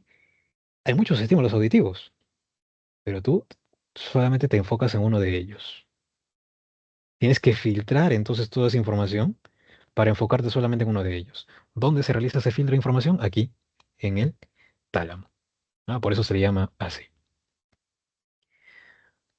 Salimos del encéfalo ahora y vamos a la otra parte del sistema nervioso central, que es la médula espinal. Ya sabes que es un cordón único, dorsal y hueco. Va desde el bulbo raquídeo hasta la región lumbar. Ojo, mira, esta sería la región lumbar. Todo esto es la médula. ¿Qué quiere decir? Que esto no es médula. Esto que está por acá abajo. Esto se llama cola de caballo y básicamente ya no sería el cordón, sino básicamente serían los nervios que salen del cordón que llega hasta esa región lumbar. Esto se puede ver mejor por acá, por ejemplo. Aquí está la médula. Hay una región cervical, torácica o dorsal y lumbar. Hasta aquí llega la médula. Todo lo que concierne a la región sacra son básicamente nervios que salen de la región lumbar. ¿Mm?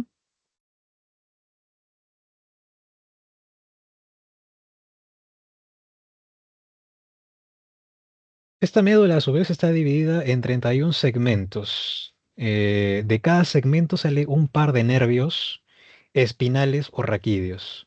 De la región cervical salen 8 pares, 12 pares de la región dorsal o torácica, 5 pares de la región lumbar y 6 de la región sacra. Si hacemos un corte transversal de la médula, como lo estamos viendo acá, vamos a ver que esta médula tiene forma de H. Se puede ver, ¿no? Justamente con la sustancia gris que está internamente. Y esta es la inversión que te dije hace un momento. Si en el cerebro la sustancia gris era externa, aquí es interna. Todo esto es sustancia gris. Y la blanca más bien es externa. O sea, los axones están hacia afuera. A la médula están llegando los nervios que están conformados por neuronas sensitivas, que son las que recogen estímulos de las partes de tu cuerpo. Y de él están saliendo a su vez los nervios con neuronas motoras, que son las que van a accionar algún músculo, van a accionar alguna glándula para promover una respuesta. Estas neuronas sensitivas que están llegando aquí a la médula, sus somas forman un ganglio antes de llegar a la médula. Este ganglio que está acá. Aquí hay también, esta es otra también. Por lo que sus somas no están formando parte de la sustancia gris que tú encuentras allí internamente. Esos somas estarían conformados más que nada solamente por los de las neuronas motoras. ¿Ya? Y era hueco, pues, porque justamente aquí está el conducto del epéndimo. Este agujerito que estamos viendo acá es el conducto del epéndimo. Por allí circula ese famoso líquido, que es el líquido cefalorraquídeo o conocido por sus siglas como LCR. ¿Qué es el LCR? Básicamente contiene agua, sales minerales, puede contener nutrientes también, pero también contiene los desechos que producen las neuronas de tu sistema nervioso. Recuerda que la médula está protegida por las vértebras que conforman la médula espinal, justamente como lo estás viendo allí en la imagen de la izquierda. Y en cuanto al sistema nervioso periférico, que lo tenemos aquí,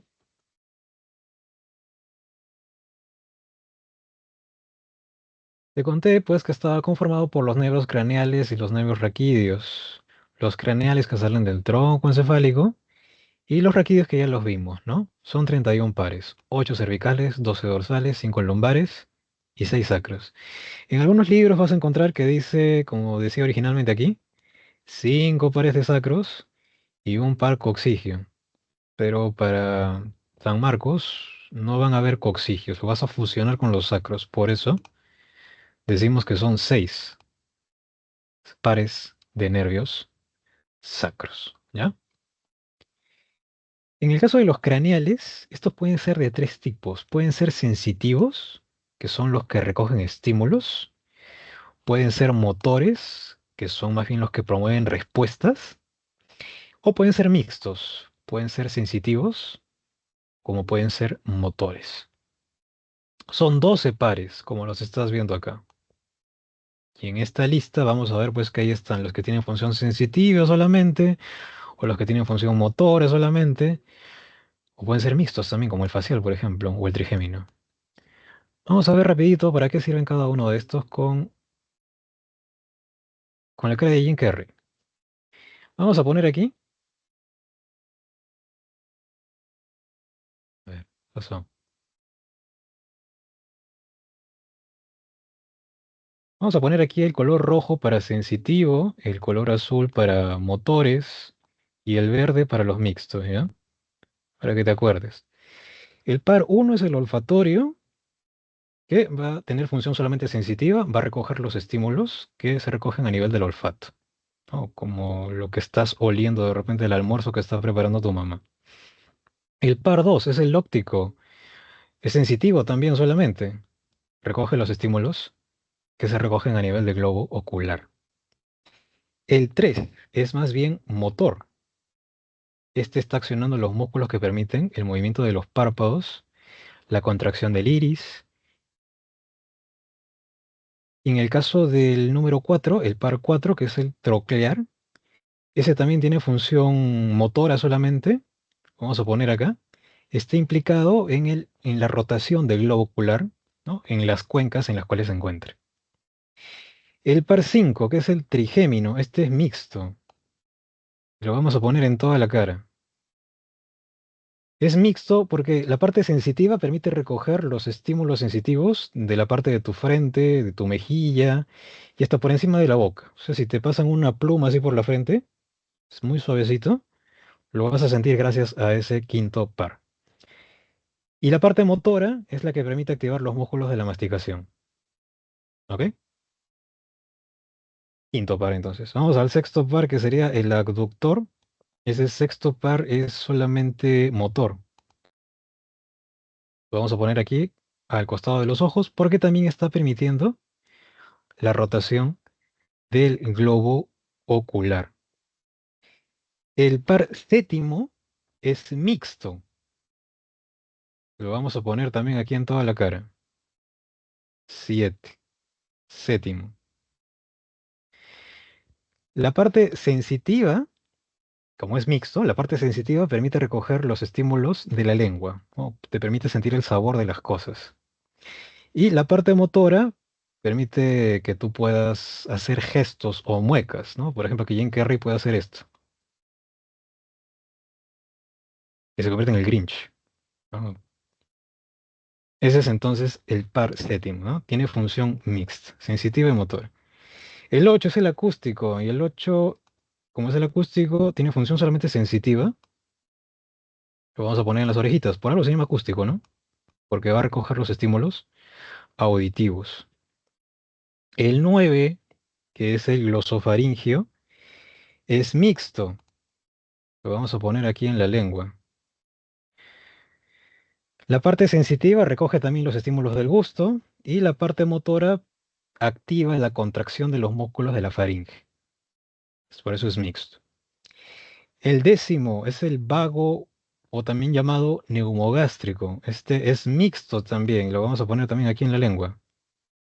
La parte sensitiva puede recoger también estímulos del gusto y la parte motora puede activar la contracción de la faringe también, como también parte de las vías respiratorias, como pueden ser, por ejemplo, los pulmones también, o partes del tubo digestivo aquí inicial, que sería el esófago. Puede también estar implicado en la regulación de los latidos del corazón. Pero lo vamos a poner ahí en la lengüita, pues porque la parte sensitiva podría recoger también estímulos sensitivos de la lengua. El 11 es solamente motor, azul. Es el que está activando la contracción de ese músculo muy conocido que seguramente has escuchado alguna vez en tu vida, que es el que está en el cuello, el famoso esternocleidomastoideo, ¿no? Que es un músculo que se encuentra a la altura del cuello. Y el doceavo, el último, el hipogloso, lo vamos a poner en la lengua.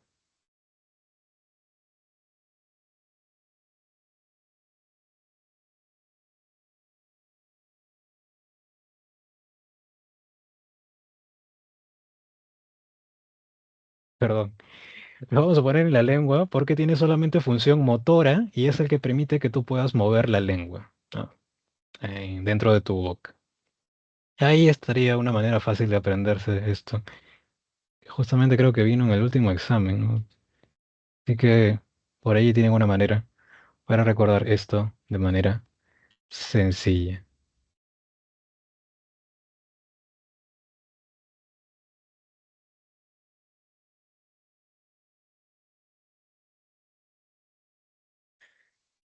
Ahora,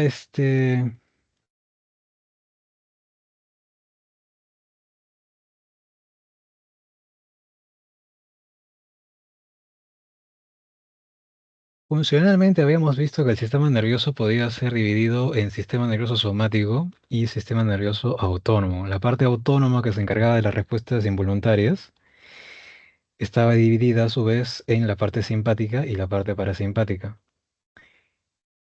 La simpática era la que promueve las respuestas en condiciones de acción. ¿Qué cosa sucede, por ejemplo, cuando estás corriendo para que no te cierren la puerta el día del examen de admisión? Pues tu corazón va a empezar a latir más rápido, tus bronquios, que son parte de la vía respiratoria, se van a dilatar para que puedas respirar mejor. Tu pupila se va a dilatar para que puedas ver mejor. Más bien lo que se reducen son tus actividades digestivas. Disminuye la producción de saliva, la secreción de enzimas por el páncreas o de bilis por la vesícula biliar también se reduce. Y algo que sucede, por ejemplo, en personas que se encuentran así en una situación de peligro y sienten mucho miedo, es que terminan con los pantalones mojados, se orinan, no se dan cuenta. Los miras y están chorreando, orina. Y es porque justamente el simpático promueve la relajación de la vejiga. Y con eso, pues, podría haber un vaciamiento, involuntario. Más bien la parte parasimpática es la opuesta al simpático y va a promover más bien el equilibrio que sucede en condiciones de reposo. Como ya no tienes que correr, no tienes que huir de nadie, no tienes que alcanzar la puerta para que no te la cierren, pues tu corazón va a latir como normalmente debe suceder, a una menor frecuencia. Los bronquios se contraen porque ya no es necesario respirar. Tu pupila se contrae porque ya no es necesario que tengas que ver con mayor definición. Y más bien se promueven tus actividades digestivas. Incrementa la formación de saliva, la actividad de los órganos digestivos se estimula, ¿no? Por ejemplo, los movimientos peristálticos, la secreción de enzimas pancreáticas, la de bilis por la vesícula, y ahí sí te vas a poder aguantar las ganas de orinar. Eso es lo que sucede entonces. Cada uno de estos está involucrando la participación de un determinado neurotransmisor. De hecho, el simpático involucra la participación de lo que se llama la adrenalina, que también es conocido como hormona, y el parasimpático, más bien, por la famosa acetilcolina.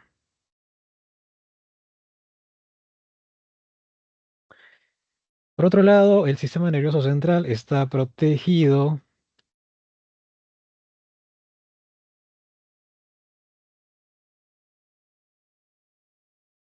por una serie de membranas que conforman lo que se llama la meninges. Esta meninges está protegiendo tanto el encéfalo como la médula espinal y a su vez está conformada por tres capas, que desde afuera hacia adentro son la dura madre, la aracnoides y la pilla madre, ¿no? Lo que estaría más afuera acá sería el hueso del cráneo, ¿verdad? Ahora, entre aracnoides y pía madre hay un espacio que se llama el espacio subaracnoideo. Por allí vas a encontrar abundante líquido cefalorraquídeo que va a tener una función en este caso de amortiguamiento, ¿no? Por ejemplo, cuando das un cabezazo así para recibir una pelota, es un golpe fuerte, ¿verdad? Es un golpe fuerte que puede ser amortiguado en parte por los huesos del cráneo, pero también por el líquido que está ahí en el espacio subaracnoideo. En ocasiones estas membranitas se pueden inflamar por infecciones bacterianas, lo que se llama meningitis. Esto suele suceder en recién nacidos, ya que al momento del parto, la madre expulsa abundantes líquidos y esos líquidos a veces pueden contener ciertas bacterias. Bacterias que pueden ingresar a través de la nariz y como en el techo de las fosas nasales hay células nerviosas, por allí pueden ingresar esas bacterias e invadir el sistema nervioso, causando esto que estamos viendo acá, meningitis, ¿no? Ves que están delgaditas acá, pero aquí se están hinchando terriblemente. Están haciendo presión contra el cerebro y eso puede llegar a ser mortal, puede llegar a matar a una persona. No te olvides que no solamente protegen el encéfalo, sino también la médula espinal.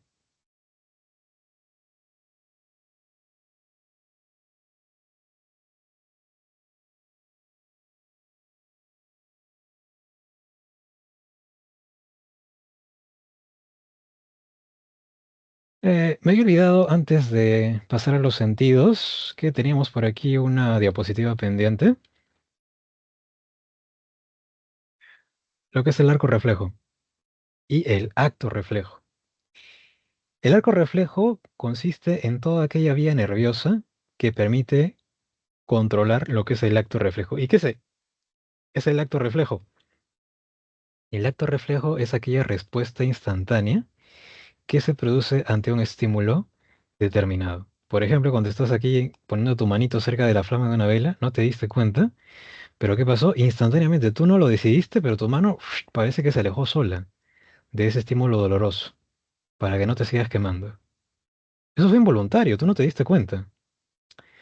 Eso es el acto reflejo, la respuesta involuntaria ante un estímulo determinado. Ahora, toda la vía nerviosa, todo el conjunto de neuronas que generó ese acto reflejo es lo que se llama arco reflejo. Y hay dos tipos de arcos, el polisináctico y el monosináctico. El polisináctico involucra tres tipos de neuronas. La sensitiva, que es la que recoge ese estímulo, doloroso en este caso, y lo lleva a la médula. En la médula, esa sensitiva hace sinapsis con una interneurona, la que a su vez hace sinapsis con una neurona motora, que es la que va a accionar el músculo que permite que tú puedas retirar el brazo de ese estímulo doloroso. Como te darás cuenta, para que se lleve a cabo ese acto reflejo, no hubo necesidad de que haya procesamiento a nivel del cerebro. Todo el procesamiento se llevó aquí a nivel de la médula. Ese movimiento involuntario no conllevó participación del cerebro.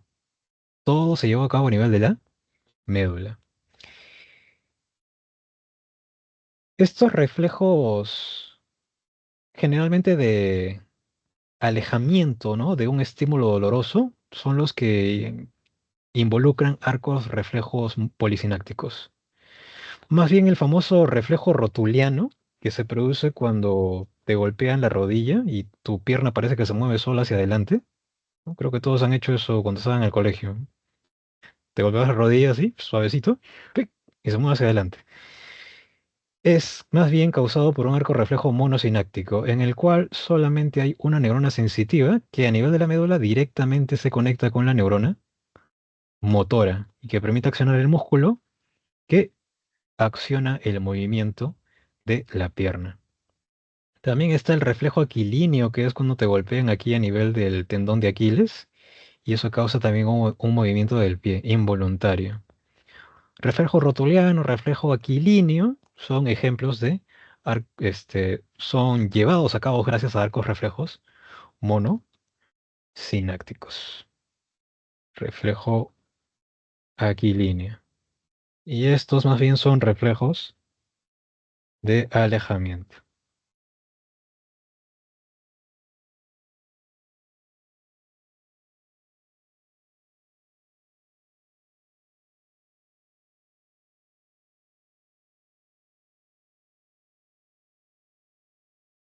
Nada más entonces respecto al sistema nervioso.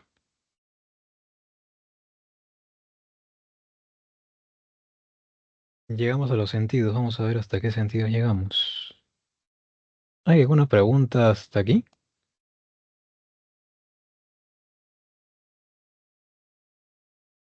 ¿Todo bien?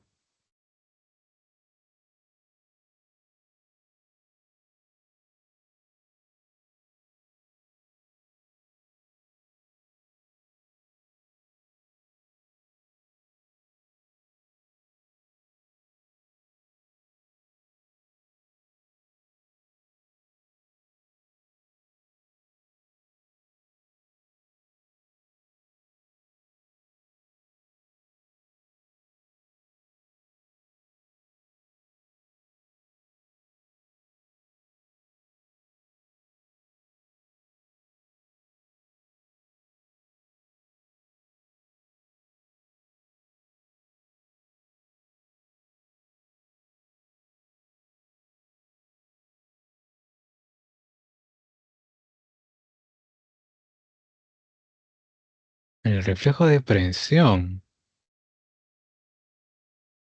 Ah, el de los bebitos. Ya recordé. A ese sí no estoy seguro, ¿ah? Pero a ver, reflejo de presión. No estoy seguro de eso, ¿ah? Así que en este momento no te puedo dar una respuesta que podría ser equivocada. Pero lo voy a buscar y lo podemos resolver en la siguiente sesión. Sí, sí, tienes razón, me había olvidado de ese tipo de reflejo. Bien. Ya, vamos a ver. Bueno, creo que nos quedan 5 minutos o ya fuimos. Nos quedan 5 minutos, ¿verdad? Vamos a ver qué avanzamos entonces con los sentidos. Como les dije hace un momento, eh, involucra es necesario que el sistema nervioso esté involucrando también la participación de receptores, que son los que detectan los estímulos externos e internos, y son llevados al sistema nervioso para que éste pueda procesarlos y originar una respuesta. ¿Qué tipos de receptores hay? Hay mecanorreceptores que detectan cambios en presión, por ejemplo cuando te peñiscan la piel, fotorreceptores que detectan estímulos luminosos, quimiorreceptores que detectan moléculas químicas, termorreceptores que detectan cambios en la temperatura, y nociceptores que ya detectan estímulos que pueden llegar a ser dolorosos y por eso peligrosos. Imagínate si no tuvieras estos receptores en tu cuerpo, podríamos soltarte en la Antártida y podrías empezar a congelarte y no te darías cuenta, porque no tendrías termorreceptores para darte cuenta del bajón de temperatura. Yo podría peñiscarte muy fuertemente la piel y no sentirías dolor. Incluso podría empezar a dañar tu piel y no te darías cuenta de eso. Entonces, es muy importante tener estos receptores para poder relacionarnos de manera más eficiente con el exterior y detectar algún tipo de peligro, ¿no? Que puede ser dañino para nuestra vida. ¿Qué tipos de receptores presentamos, por ejemplo, a nivel del sentido del tacto? El tacto presenta, por ejemplo, termorreceptores, como es el corpúsculo de Krauss. Este lo que detecta es el frío, ¿no? Si, por ejemplo, en invierno estás ahí caminando sin casaca, sin chompa, y empiezas a temblar, ese bajón de temperatura lo has detectado gracias a los corpúsculos de Krauss que se encuentran en la piel. El de Ruffini es un termorreceptor también, pero él lo que detecta más bien es calor, ¿no? Ahora que ya estamos en verano, está subiendo la temperatura un poquito, eso lo detectamos gracias a los corpúsculos de Ruffini. También puede funcionar como mecanorreceptor porque también puede detectar presión lenta y continua, pero principalmente se le reconoce como termorreceptor. Meissner es un mecanorreceptor porque detecta estímulos mecánicos como puede ser, por ejemplo, qué tan suave o qué tan áspero es una superficie. Es uno de los corpúsculos que está implicado en la lectura del sistema de Braille de las personas con ceguera. Ellos pueden detectar esas discontinuidades en la superficie y con eso empezar a leer. Forman parte del procesamiento para que se lleve a cabo esa interpretación. Quien conlleva un mayor protagonismo de ese proceso son los discos de Merkel. Los discos de Merkel también pueden detectar discontinuidades y están involucrados en mayor parte con la lectura del sistema de Braille. Ambos entonces, ¿ya? Meissner y Merkel, pero en mayor grado los discos de Merkel. Ambos detectan presión leve, solamente que en el caso de Merkel, ese estímulo tiene que ser continuo, porque justamente se adaptan lentamente. Y en el caso de Meissner, estos sí son muy sensibles, por lo cual pueden detectar estímulos temporales que sean muy rápidos. Por ejemplo, que una mosca se pose en tu dedo y se vaya volando al toque, lo sentiste, gracias a los corpúsculos de Meissner. Fue una presión mínima, pero lo detectaste. Y en el caso de Pacini, este detecta presión también, pero que tiene que ser presión fuerte. Incluso puede llegar a ser tan fuerte que ya se le llama nociceptor. ¿Por qué? Porque ya es una presión tan fuerte que te está causando dolor, ¿no? Incluso las vibraciones, ¿no? Por ejemplo, no sé, de repente de un que recibe un constructor así que está con su taladro, brrr, esas vibraciones también pueden ser detectadas con el corpúsculo de Pacini. Y también hay numerosas abundantes terminaciones nerviosas que están allí en la piel y también están cumpliendo la función de mecanorreceptor, termorreceptor y nociceptor, ¿no? Pero ya conoces ahí a los otros principales: Krauss, Meissner, Pacini, Ruffini y Merkel. Bien, vamos a ver. Bueno, ya no nos alcanza el tiempo para más. Nos falta la vista, nos falta la audición. Bueno, básicamente la vista de lo que se encarga es de convertir los estímulos visuales en impulsos nerviosos, que ya sabes que tienen que ser procesados a nivel del lóbulo occipital. Y en el caso de la audición, este se encarga de convertir los estímulos mecánicos, que serían las vibraciones del aire, los sonidos, también convertirlas en impulsos nerviosos. Esto sucede a nivel del famoso órgano de Corti. En el caso del olfato y también en el caso del sentido del gusto, la función va a ser la misma: convertir los estímulos químicos, que pueden ser, por ejemplo, moléculas volátiles, perfume, partículas de comida. Cualquier molécula química va a ser detectada por estas células nerviosas y va a ser convertida también en impulsos nerviosos. Lo mismo pasa con la lengua. Las moléculas químicas del alimento son detectadas por estas células nerviosas y posteriormente se convierten en impulsos nerviosos que van a ser procesados ya a nivel del cerebro. La próxima semana entonces revisamos esto, los cuatro sentidos que nos están faltando muy rapidito, pero ya te estoy dando una luz por ahí de lo que sucede con cada uno de ellos. Muy bien, chicos.